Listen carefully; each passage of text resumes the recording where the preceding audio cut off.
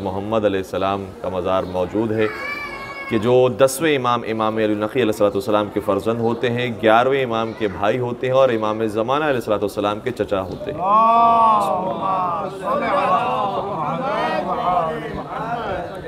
और तारीख़ बनी हाशिम अगर देखी जाए तो कई सारे चचाओं ने मदद की है अपने ज़माने की हुज्जत की। मौला अली के चचा जनाब हमज़ा हैं, तो पैगम्बर अकरम की वो नुसरत करते हैं और नुसरत करते हुए शहीद हो जाते हैं। और फिर इमाम हसन इमाम हुसैन के चचा की बात की जाए तो हज़रत जाफ़र तैयार हैं, वो भी इसी तरीके से नुसरत इस्लाम में शहीद कर दिए जाते हैं। फिर आगे बात की जाए तो ख़ुद मौला सैयद सज्जाद के चचा मौला गाज़ी अब्बास हैं, वो भी नुसरत इस्लाम में शहीद कर दिए जाते हैं। तो इसी तरीके से इमाम ज़माना अलैहिस्सलाम के भी चचा हैं कि जो हुज्जत खुदा की हिफाजत करते हुए बाज़ रिवायत के मुताबिक शहीद किए गए हैं। और इस एहतमाल को कवी करने के लिए एक बात ये भी आपकी खबर बयान करूँ कि हज़रत सैयद मोहम्मद की वफ़ात 24 साल की उम्र में हुई थी, जबकि आप बिल्कुल ठीक थे और बहुत खूबसूरत नौजवान थे, बहुत जाओ जलाल रखने वाले थे। तो आम तौर पर तो इतनी कम उम्र में एक आम इंसान की भी मौत नहीं आती है, चाहे जाए कि एक इमामज़ादा हो और फिर वो जाहो जलाल रखने वाला हो, खूबसूरत हो, खुबरू हो, तो बहुत बईद है कि उनकी तभी मौत इस दुनिया से रहलत हुई हो। इसलिए एक इस एहतमाल को कवी किया है उलमा ने और कहा है कि एहतमाल पाया जाता है कि किसी ने खाने में कोई चीज़ पेश कर दी हो और लोगों को इल्म ना हुआ हो और हम तक उस सिलसिले के अंदर तारीख़ में बातें छुपाई गई हो और बातें ना पहुँची हो। लेकिन बहरहाल जो हिस्ट्री हम तक आई है वो ये है कि इमाम अली नक़ी अलैहिस्सलाम को उनके ज़माने के हुक्मरान ने जब सामर्रा बुलाया तो सैयद मोहम्मद बहुत छोटे थे, बहुत कम सिन थे, नौजवान थे, मदीना में ही मौजूद थे। फिर अपने बाबा से मुलाकात करने के लिए सामर्रा तशरीफ़ ले गए। उस ज़माने में या एक एहतमाल ये है कि उसके बाद, लेकिन बहरहाल इमाम अली नक़ी अलैहिस्सलाम ने सामर्रा के अंदर अमलाक ख़रीदी है। और यह आइम्मा अलैहिस्सलाम का तरीक़ा रहा है कि माशी ज़िंदगी के अंदर भी कभी मोहताज नहीं हुए। लोगों के सामने आमतौर पर माशी ज़िंदगी उनकी कम बयान की गई है, लेकिन कभी भी उन्होंने ऐसा नहीं कि किसी से पैसे लिए हों फिर किसी और की मदद कर दी हो। ये जो मदद के वाक़यात और इन्फाक के वाक़यात हैं वो इस तरह से नहीं है कि कहीं से मिला और कहीं को ट्रांसफ़र कर दिया, बल्कि ख़ुद उनकी अपनी ज़ाती कमाई होती थी, ज़ाती मेहनत मजदूरी होती थी, ज़ाती वो अमलाक होती थी, ज़ाती वो जायदाद होती थी कि जो बाँटी जाती थी। तो सामर्रा के अंदर इमाम अली नक़ी अलैहिस्सलाम की जायदाद थी, इसी तरीके से बलद के मकाम पर भी थी। ये एक एहतमाल पेश किया। और फिर जब सफ़र था सैयद मोहम्मद का अपने बाबा से मुलाकात के बाद मदीना की तरफ, तो इस रास्ते में बलद में उनकी वफ़ात वाक़ हो गई। बाज़ कहते हैं कि जहर देकर शहीद किया, बाज़ कहते हैं कि तबीयत नासाज हो गई, बीमार होना शुरू हुआ, यहीं पर ही उनकी रहलत वाक़ हो गई। अच्छा, इनका ख़ास मकाम एक ये भी है कि ये न सिर्फ भाई होते हैं इमाम हसन अस्करी अलैहिस्सलाम के, बल्कि सगे भाई होते हैं। यानी इनके वालिद भी वही हैं जो इमाम हसन अस्करी के वालिद हैं और इनकी वालदा भी वही हैं कि जो इमाम हसन अस्करी अलैहिस्सलाम।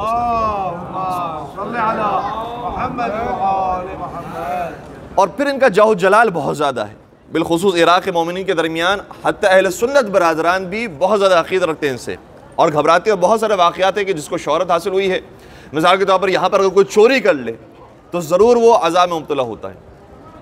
बल्कि हत्ता बाज़ ये भी कहते हैं कि चोरी करके अगर कोई बस के अंदर सवार हो जाए तो बस भी नहीं चलती, यहाँ तक कि ड्राइवर बोलता है कि तुम में से कोई ऐसा है कि जैसे कोई चीज़ उठाई है।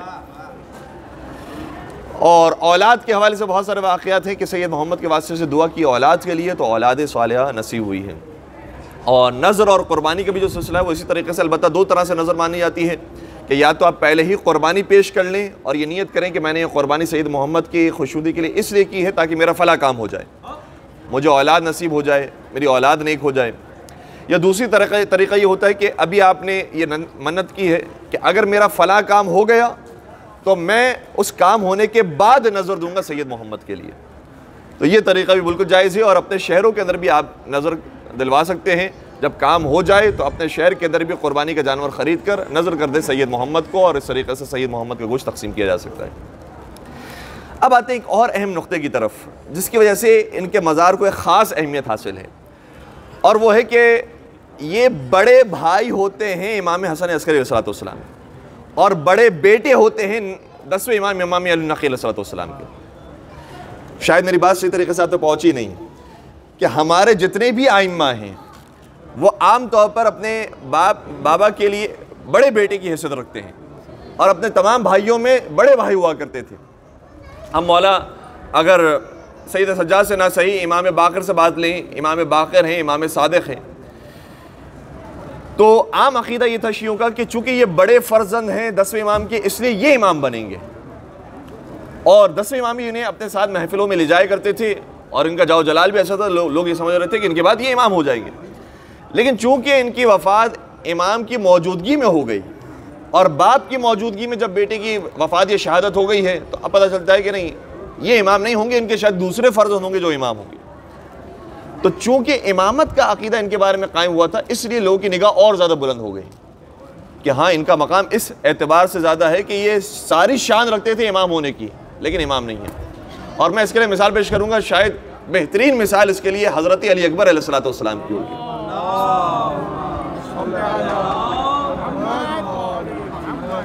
कि खुबरू जवान हैं, जाहो जलाल रखते हैं, और बाज़ रिवायत के मुताबिक इमाम सज्जाद से बड़े थे हज़रत अली अकबर अलैहिस्सलाम, इसीलिए दुश्मन यजीदी ने भी इन्हें सबसे पहले शहीद किया। और फिर इब्न ज़ियाद के दरबार में जब सवाल किया कि तुम कौन हो, तो बताया अली इब्न हुसैन। तो कहा कि हमने तो अली इब्न हुसैन को मार दिया है। तो कहा कि नहीं, वो मेरे भाई थे कि जिन्हें मारा गया है। और बाज़ रिवायत के मुताबिक बाकायदा फरमाया वो मेरे बड़े भाई थे कि जिन्हें शहीद किया गया है। तो बड़े भाई और फिर वो जाओ जलाल, तो बिल्कुल महसूस होता है कि जैसे ये शबी अली अकबर थे सैयद मोहम्मद। और इस अक़ीदे को जो हमारे बाज़ मोमिनीन या बाज़ शियों या बाज़ हमारे अहबाब के जहनों के अंदर मौजूद है कि हमारे यहाँ इमामत का वही सिलसिला है कि जैसे गैरों के यहाँ बादशाहत और मलूकियत का सिलसिला होता है, तो ऐसी बात नहीं है हमारे यहाँ। बादशाहत के अंदर क्या होता है कि बाप मरता है तो बेटा बादशाह बनता है, वो मरता है। हमारे यहाँ तो बल्कि जमहूरियत के अंदर भी यही हाल हो गया है पाकिस्तान में। लेकिन बादशाहत के अंदर ये होता है, हत्ता बच्चा अगर 6 महीने का हो, 9 महीने का, 1 साल का हो, तब भी कहते हैं कि यही वारिस बनेगा अपने बाप का, क्योंकि बादशाहत का सिलसिला यही कहता है। तो हमारे यहाँ कोई बादशाहत नहीं है कि जो हमारे अक़ीदे के अंदर पाई जाती है कि बाप मरा तो बेटा आ गया, बेटा मरा तो फिर उसका बेटा आ गया। ये सिलसिला नहीं है हमारे यहाँ। बल्कि हमारे यहाँ अगर आगाज़ ही देखा जाए सिलसिले हिदायत का, तो पैगम्बर के बेटे थे, हज़रत इब्राहीम थे, बाकी बेटे थे, लेकिन पैगम्बर के बेटे को वो विरासत में नबूवत या विरासत के अंदर कोई विलायत और हुज्जत नहीं मिली है, बल्कि दामाद को, चूँकि हक़ रखते थे, चूँकि अहलियत रखते थे, चूँकि काबिलियत थी उनके अंदर, इसलिए जो अहले हक़ होता है और जो अहलियत रखने वाला होता है उसे हम इमाम मानते हैं, और वो भी मनसूस मिन अल्लाह होता है। इसलिए पहले ही मर्तबे के अंदर औलाद नहीं है, दामाद है। फिर दूसरे मरहले के अंदर देखिए, तो ऐसे नहीं कि बेटे के बाद फिर बेटा है, बल्कि इमाम हसन के बाद फिर उनके बेटे नहीं, उनके भाई इमाम हुसैन अलैहिस्सलाम को हम इमाम मानते हैं। चूँकि हुक्म यह है कि इमाम हसन और इमाम हुसैन हैं कि जो इमाम है। फिर उनके बाद इमाम सैयद सज्जाद है, तो उनके अंदर भी इख्तलाफ पाया जाता है कि वो बहरहाल बड़े बेटे थे या दरमियानी बेटे थे। और फिर इमाम बाक़िर हैं, इमाम सादिक़ हैं, ये दोनों हस्तियाँ बड़े बेटों के अंदर शामिल थी। फिर इमाम सादिक़ के भी जब बेटे हैं तो इस्माइल बड़े बेटे थे, लेकिन हम इस्माइल को नहीं मानते इमाम। उनके बाद अब्दुल्ला बिन अफ्तही उनके बाद बड़े बेटे थे, उनको भी नहीं मानते। तीसरे जो बेटे थे वो इमाम मूसा काज़िम अलैहिस्सलाम।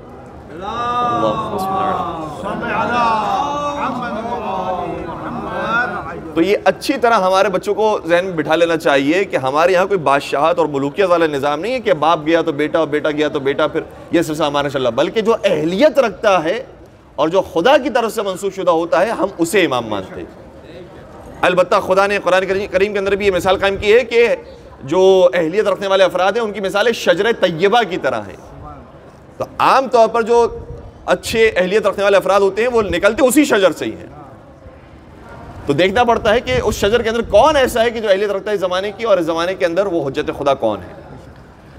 अब इससे बढ़कर एक और बात भी आपकी बयान करूँ कि वो आखिरी इंशाअल्लाह नुक्ता होगा, ज़्यादा ज़हमत मैं नहीं दूंगा, कि अगर कोई नबी ज़्यादा है और इमाम ज़्यादा है तो हम सिर्फ इमाम ज़्यादा होने के उन्वान से आकर ज़ियारत नहीं कर रहे होते, बल्कि उस इमाम ज़ादे और नबी ज़ादे की ज़ियारत करते हैं जो सहीउल अक़ीदा भी हो और सहीउल अमल भी हो।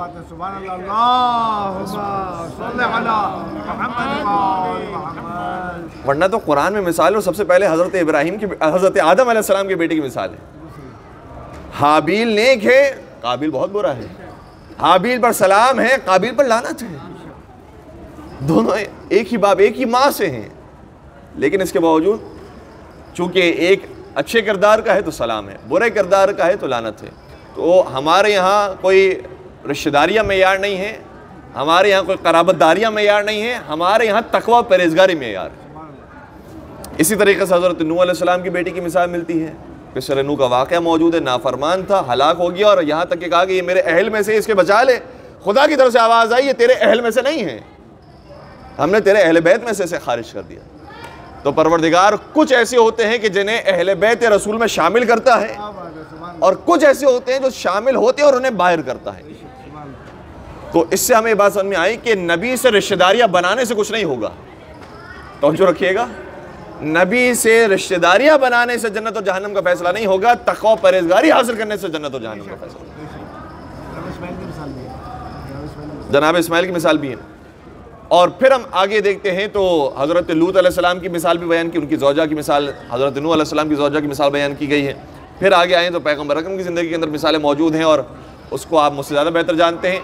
और चलते चलते आइम्मा की ज़िंदगी में अगर देखें तो ख़ुद छठे इमाम के जो फ़र्जंद है इस्माइल, अच्छा जनाब इस्माइल के बारे में ख़ुद बहुत ज़्यादा बातें मौजूद नहीं है कि वो किस किरदार के थे, उनके बारे में तकरीबन बातें हुस्न ज़न के साथ बयान की गई हैं। लेकिन उनका जो बेटा है मोहम्मद बिन इस्माइल, और बाज़ रिवायत के मुताबिक अली इब्न इस्माइल, ये दोनों अफराद वो थे कि जो दुश्मनी रखने वाले थे आइम्मा अलैहिस्सलाम से। अच्छा एक बात और भी है जो शायद हमारे लिए समझना ज़रा मुश्किल हो जाती है, लेकिन आइम्मा के दौर को अगर समझे, बिलखुसूस मैं मिसाल पेश करूँ हज़रत यूसुफ़ अलैहिस्सलाम की, तो उनके भाइयों को मसला क्या है हज़रत यूसुफ़ से? हसद है उनको कि क्यों नबूवत मिली है तो यूसुफ़ को मिली है, क्यों प्यार मिला है तो यूसुफ़ को मिला है, क्यों एहतराम मिला है तो यूसुफ़ को मिला है। ये नहीं देख रहे कि खुद के अंदर कमी क्या है, क्यों उसको मिल रही है चीज़ें, क्यों उसके लिए इतनी इज्जत और इतनी तौक़ीर हो रही है। तो ये जो मसला है, खुदा ना करे किसी ख़ानदान के अंदर हो, भाइयों के अंदर हो, कि क्यों उसकी तारीफ़ ज़्यादा है, क्यों उसको आगे बुलाया जा रहा है, क्यों अप्रिशिएट किया जा रहा है। कुछ चीज़ें होती हैं जो कभी कभार माँ बाप देख रहे होते हैं, कुछ चीज़ें होती हैं जो कभी कभार दुनिया वाले देख रहे होते हैं, और माँ बाप को भी अलबत्ता इस बात का ख्याल रखना चाहिए कि कहीं बहुत ज़्यादा फ़र्क ना हो जाए।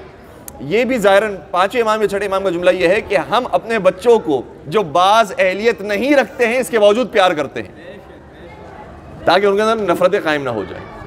तो ये हसद ऐसी चीज़ है कि जिसकी वजह से बहुत अच्छे लोग गलत रास्ते की तरफ चले गए। हज़रत हाबिल और काबिल के अंदर भी हसद वाली बात है। तो बरादरान यूसुफ थे जो बहक गए हैं। इसी तरीके से बाज़ आइम्मा की भी जो औलाद है, अगर मोहम्मद इब्न इस्माइल की बात करें, अली इब्न इस्माइल की बात करें, तो हत्ता इमाम काज़िम अलैहिस्सलाम ने फरमाया है अली इब्न इस्माइल को कि जब तुम जाओ हारून के दरबार में तो मेरी शिकायत ना करना। तो कहा कि नहीं मैं तो शिकायत करने थोड़ी जा रहा हूँ, मैं तो मुलाकात करने के लिए जा रहा हूँ, जबकि पूरे वाक़यात इमाम काज़िम को मालूम थे। और फिर इमाम काज़िम ने बाकायदा बयान किया जब वो चला गया, कहा कि इसी की सआयत और शिकायत की वजह से मेरी शहादत होगी। यानी इमाम की शहादत का सबब खुद उनके ख़ानदान वाला शख्स बन रहा है। फिर अब्दुल्ला अफ्तही की मिसाल लें तो वो भी उसने एक अलग फ़िरका कायम कर दिया था अफ्तही के नाम से। तो बहुत सारे ऐसे हैं इमामज़ादे और नबीज़ादे, सभी की मिसालें हमारे सामने रख दी गई हैं कि जो बहकने वाले हैं। इसलिए हम हर एक के मज़ार पर जाकर सलाम ना करें, बल्कि इन्हीं के एक भाई और इमाम अस्करी के भी भाई, इमाम ज़माना के चचा जो आए थे नमाज़ पढ़ाने के लिए, जिनको तारीख़ ने लिखा है और बाकायदा रिवायतें बहुत ज़्यादा हद तक सपोर्ट करती हैं कि वो जाफ़र कज़्ज़ाब के नाम से, अलबत्ता बाज़ तवाब भी लिखा है, लेकिन इतनी ज़्यादा रिवायतें हैं उनके बारे में कि हैरानगी होती है कि कैसे मुमकिन है कि बाकायदा इमाम कहें कि ये कज़्ज़ाब है। इमाम ने कहा, ये कि दुनिया वालों का जुमला नहीं है। और बाकायदा एक रिवायत है जिसमें इमाम सादिक़ अलैहिस्सलाम को जब ये किसी ने सवाल किया कि आपको सादिक़ क्यों कहते हैं जबकि आप सब के सब सादिक़ हैं, तो कहा मुझे इसलिए सादिक़ कहा जाता है क्योंकि मैं जाफ़र हूँ जो सादिक़ हूँ, और एक हमारी नस्ल में जाफ़र आएगा जो सादिक़ नहीं होगा। इसलिए बाकायदा और उसमें लफ्ज़ अदा किया इमाम ने कि वो कौन होगा। तो चचा है, इमामज़ादा है, लेकिन हम उनकी ज़ियारत पर नहीं जा रहे हैं, उनकी ज़ियारत पर आ रहे हैं जो सहीउल अमल हों और सहीउल अक़ीदा हों। तब हम आकर उनकी हाज़िरी पेश करते हैं और उनकी खिदमत में सलाम पेश करते हैं। जब इनकी शहादत हो गई या इनकी वफ़ात हो गई तो सोग की कैफियत थी। इमाम अली नक़ी अलैहिस्सलाम को इत्तला मिली, बाकायदा उन्होंने आज़ादारी बर्पा की। और इमाम हसन अस्करी का ये अमल था उस ज़माने के अंदर जो बहुत ज़्यादा लोगों को ताज्जुब की तरफ लेकर गया। और ये आज भी लोगों को बड़ा ताज्जुब आता है कि हम जो गिरेबान चाक करके मातम करते हैं वो सही है, सही नहीं है। इत्तेफाक की बात यह कि सैयद मोहम्मद की वफ़ात पर इमाम अस्करी ने अपने गिरेबान को चाक किया था, चाक किया था, बाकायदा फाड़ दिया था। बटन खोलने वाली बात नहीं है, चाक किया का लफ्ज़ है। और किसी ने उस वक्त भी एतराज़ किया कि ए इमाम हसन, आप ये अमल अंजाम दे रहे हैं, लोग आपको देख रहे हैं और आपके मुताबिक अमल करेंगे। ये तो अमल किसी भी इमाम ने अंजाम नहीं दिया, बाकायदा वजाहत के साथ ही सवाल मौजूद है रिवायत के अंदर। तो इमाम ने बयान फरमाया और इमाम के जवाब में बता दिया कि इमाम सिर्फ कुरान का इल्म नहीं रखते हैं, इमाम तारीख़ का इल्म भी रखते हैं। इमाम ने तारीख़ से एक मिसाल बयान की कि जब जनाब हारून अलैहिस्सलाम का इंतकाल भी जनाब मूसा की ज़िंदगी में हो गया था, तो हज़रत मूसा ने भी हारून की वफ़ात के ऊपर गिरेबान चाक किया और गिरेबान चाक करके मातम किया। इस एतबार से मैंने भी गिरेबान चाक किया है, जो सुन्नत नबी है, सुन्नत अंबिया है कि गिरेबान चाक करना किसी बड़े की मुसीबत पर यह कोई गलत बात और गलत अमल नहीं है। तो सैयद मोहम्मद का मकाम इस कदर ज़्यादा है कि हमारे एक इमाम ने उनके वफ़ात के ऊपर गिरेबान को चाक किया और गम का इजहार किया है। इंशाअल्लाह परवरदिगार इस गम को इमाम ज़माना की खिदमत में कबूल फरमाए, हमारी हाज़िरी को कबूल व मंजूर फरमाए, हमें अच्छे मानों के अंदर सही ज़ियारत करने की तौफ़ीक़ अता फरमाए, हमें बामारिफत ज़ियारत नसीब फरमाए। परवरदिगारा इन ज़ियारत के सदक़े में हमारी ज़िंदगी को तब्दील फरमा। परवरदिगारा जो ज़िंदगी मोहम्मद वाले मोहम्मद की खुशनुदी के मुताबिक वो अमल करने की तौफ़ीक़ अता फरमा। परवरदिगारा सीरत मोहम्मद वाले मोहम्मद पर अमल पैरा होने की तौफ़ीक़ अता फरमा। कुरान और अहल बैत के दामन से हमेशा मुतमस्सिक रहने की तौफ़ीक़ अता फरमा। चारदा मासूमीन की ज़ियारत नसीब फरमा। जनाब सैयद मोहम्मद के सदक़े में औलाद मोमिनीन को औलाद सालिहा नसीब फरमा। जो साहिबान औलाद हैं उन्हें बेहतरीन तरबियत करने की तौफ़ीक़ अता फरमा। परवरदिगारा जो साहिबान औलाद है और उनके लिए नेक रिश्ते अब तक नहीं आए, परवरदिगारा उन्हें बेहतरीन रिश्ते नसीब फरमा। परवरदिगारा जो रिस्क की परेशानी मुब्तला है सैयद मोहम्मद के सबके में, उनके लिए रिस्क हलाल और तय्यब अता फरमा। जो रिस्क हलाल कमा उनके रिस्क में बरकत वसअत और कसरत नसीब फरमा। परवरदिगारा इमाम अस्र व ज़मा के ज़हूर में तअजील फरमा। उनके आवान व अंसार आशिकीन व मुहिब्बीन हम सब का नाम शामिल फरमा। और मोहम्मद व आले मोहम्मद सलवात।